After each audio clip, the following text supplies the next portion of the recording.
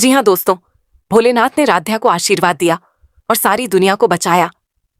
तेज बारिश हो रही थी, लेकिन राध्या के जलाए हुए सभी दीपक जलते ही रहे। राध्या भोलेनाथ भोलेनाथ कहकर पुकारती रही और भोलेनाथ ने उसे बहुत बड़ा आशीर्वाद दिया। दादी के मुंह पर राध्या का चम्मच आकर लग जाता है। दादी यह देखकर हैरान रह जाती हैं। अब दादी का खेल समाप्त होने वाला था। जितना वह राध्या को गलत साबित करने में लगी थीं, उतना ही अब वह अपनी ही नजरों में गिरने वाली थीं। तभी प्रथम वहां आता है और हाथ जोड़कर भोलेनाथ का धन्यवाद करने लगता है। राध्या और प्रथम दोनों एक साथ ओम नमः शिवाय बोलते हैं। दादी वहीं बरामदे में खड़ी होकर यह सब देखती रह जाती हैं। तेज बारिश के बावजूद राध्या के जलाए हुए सभी दीपक जलते रहते हैं। एक भी दीपक नहीं बुझता। ये चमत्कार देखकर राजनी जी बहुत ज्यादा खुश हो जाती हैं। प्रथम भी राध्या को देखकर गर्व महसूस करता है। दादी के मन में बहुत दुख और जलन होने लगती है। तभी ओंकार जी वहां आते हैं। वह भी यह चमत्कार देखकर बहुत खुश हो जाते हैं। अपने मन में सोचते हैं कि अगर मेरी राध्या बहू आज नहीं होती तो हमारा परिवार कभी इतनी खुशियां नहीं देख पाता। फिर ओंकार जी दादी से कहते हैं, मां आप देखिए, हमारी बहू राध्या ने कितना अच्छा काम किया है। उसने भोलेनाथ की कृपा से इतनी तेज बारिश में भी सभी दीपकों को जलाए रखा। एक भी दीपक नहीं बुझा। ये सुनते ही दादी गुस्से में कहती हैं, ओंकार तू चुप रह। तेरी बहू राध्या राध्या करते रहते हो। तुम लोगों ने उसे सिर पर चढ़ा रखा है। तुम्हारी वजह से हमारे मित्तल परिवार की बदनामी हो रही है।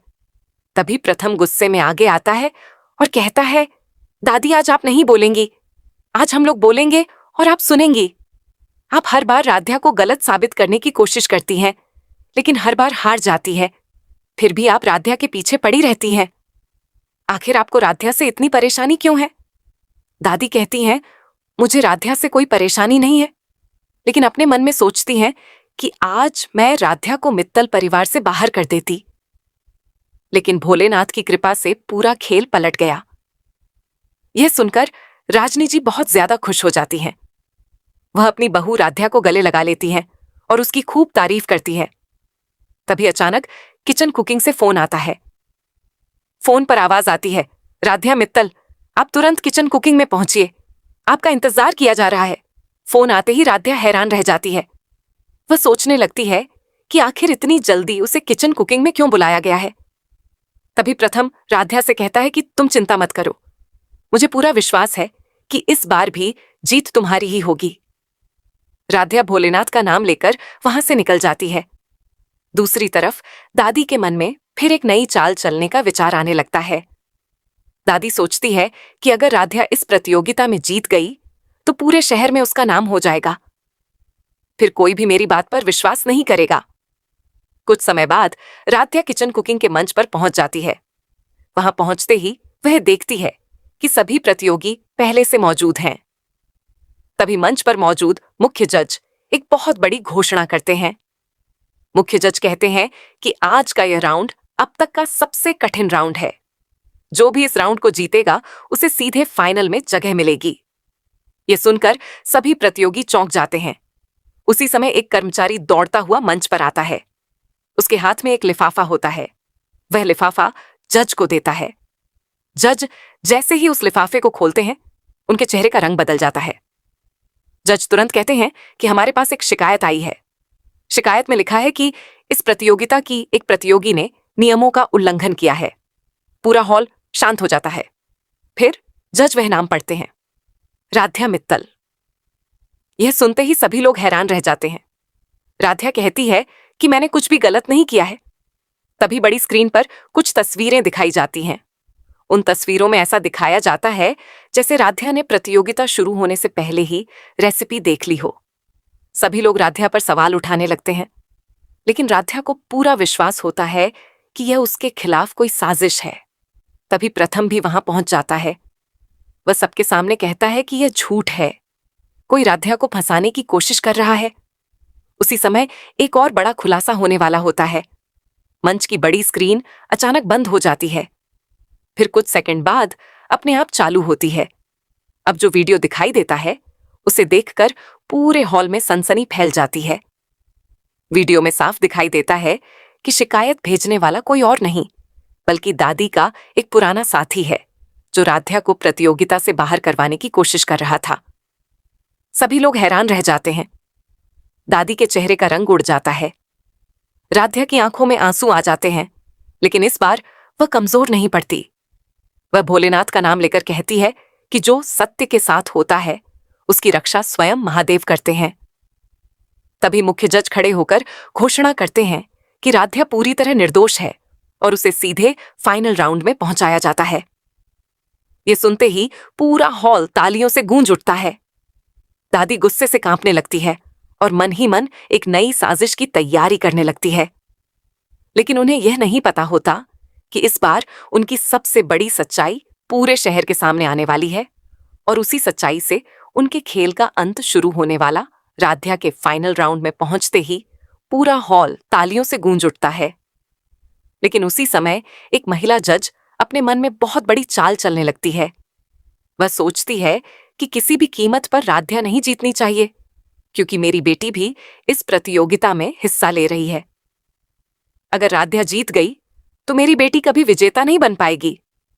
महिला जज अपने केबिन में जाती है और अपनी बेटी से कहती है कि तुम बिल्कुल चिंता मत करो, इस प्रतियोगिता की ट्रॉफी तुम्हारे हाथ में ही जाएगी। मैं ऐसा खेल खेलूंगी कि राध्या चाहकर भी जीत नहीं पाएगी। ये बात सुनकर उसकी बेटी मुस्कुराने लगती है और कहती है कि मां, मुझे आप पर पूरा भरोसा है। दूसरी तरफ राध्या भोलेनाथ का नाम लेकर पूरी मेहनत से अपनी तैयारी करने लगती है। प्रथम भी राध्या का हौसला बढ़ाता है और कहता है कि सच्चाई की हमेशा जीत होती है। उधर महिला जज चुपचाप प्रतियोगिता के नियम बदलने का फैसला कर लेती है। वह सोचती है कि ऐसे नियम बनाए जाएंगे जिनसे सबसे ज्यादा नुकसान केवल राध्या को हो। अगले दिन प्रतियोगिता शुरू होती है। सभी प्रतियोगी अपनी अपनी जगह पर खड़े हो जाते हैं। तभी महिला जज मंच पर आती है और नए नियमों की घोषणा करती है। सभी प्रतियोगी हैरान रह जाते हैं। राध्या भी समझ जाती है कि कुछ बहुत बड़ा खेल चल रहा है। महिला जज बार बार राध्या की छोटी छोटी बातों में गलती निकालने लगती है, जबकि अपनी बेटी की हर गलती को नजरअंदाज कर देती है। यह देखकर बाकी जज भी सोच में पड़ जाते हैं कि आखिर एक ही प्रतियोगी के साथ ऐसा व्यवहार क्यों किया जा रहा है। राध्या फिर भी हार नहीं मानती। वह भोलेनाथ का नाम लेकर अपना पूरा ध्यान खाना बनाने में लगा देती है। उधर महिला जज मन ही मन मुस्कुराती है और सोचती है कि अब राध्या कभी नहीं जीत पाएगी। लेकिन उसे यह बिल्कुल भी पता नहीं होता कि उसकी हर चाल कैमरों में रिकॉर्ड हो रही है और बहुत जल्द उसकी सच्चाई पूरे देश के सामने आने वाली है। उस दिन न केवल राध्या निर्दोष साबित होगी, बल्कि महिला जज की कुर्सी भी खतरे में पड़ जाएगी जी। हाँ दोस्तों, दादी भी यही चाहती थी कि किसी भी तरह राध्या हार जाए। महिला जज भी मन ही मन यही सोच रही थी कि जीत किसी भी कीमत पर उसकी बेटी की होनी चाहिए। लेकिन इस बार किस्मत नहीं, बल्कि राध्या की मेहनत और भोलेनाथ का आशीर्वाद उसके साथ था। फाइनल राउंड शुरू होता है। सभी प्रतियोगी अपना अपना व्यंजन बनाना शुरू कर देते हैं। राध्या पूरे मन से भोलेनाथ का स्मरण करती है और बिना किसी डर के अपना खाना तैयार करती है। समय पूरा होते ही सभी जज एक एक करके सभी व्यंजनों का स्वाद चखते हैं। पूरे हॉल में सन्नाटा छा जाता है। मुख्य जज मंच पर आते हैं और कहते हैं कि आज की विजेता है राध्या मित्तल। पूरा हॉल तालियों की गड़गड़ाहट से गूंज उठता है। प्रथम खुशी से राध्या को गले लगा लेता है। राजनी जी और ओंकार जी की आंखों में खुशी के आंसू आ जाते हैं। मुख्य जज राध्या को पूरे 75 लाख रुपए का पुरस्कार देते हैं। दादी यह देखकर बिल्कुल चुप रह जाती हैं। उनकी सारी उम्मीदें टूट जाती हैं। तभी राध्या खुशी में अपने हाथ में पकड़ा हुआ चम्मच ऊपर उठाकर जश्न मनाती है और उसी दौरान चम्मच हल्के से दादी के चेहरे से टकरा जाता है। यह देखकर वहां मौजूद सभी लोग चौंक जाते हैं, जबकि दादी शर्म से सिर झुका लेती हैं। लेकिन तभी मंच पर एक और बहुत बड़ी घोषणा होती है। मुख्य जज कहते हैं कि प्रतियोगिता अभी पूरी नहीं हुई है। अब एक आखिरी महा कुकिंग राउंड होगा। जो इस अंतिम राउंड को जीतेगा उसे पूरे 1 करोड़ रुपए का महापुरस्कार मिलेगा। पूरा हॉल एक बार फिर तालियों से गूंज उठता है। राध्या भोलेनाथ का नाम लेकर कहती है कि मैं पूरी ईमानदारी और मेहनत से यह आखिरी मुकाबला भी जीतूंगी। दादी मन ही मन फिर एक नई साजिश की योजना बनाने लगती हैं। महिला जज भी अपनी बेटी को जिताने का नया रास्ता खोजने लगती है। लेकिन इस बार राध्या का आत्मविश्वास पहले से भी ज्यादा मजबूत हो चुका था। उसे पूरा विश्वास था कि सत्य और मेहनत की जीत होकर रहेगी और 1 करोड़ रुपए की ट्रॉफी भी उसी के नाम होगी। ऐसे ही सीरियल का नया अपडेट देखने के लिए इस चैनल को सब्सक्राइब कर लीजिए और वीडियो को लाइक कर दीजिए। आप सभी का धन्यवाद।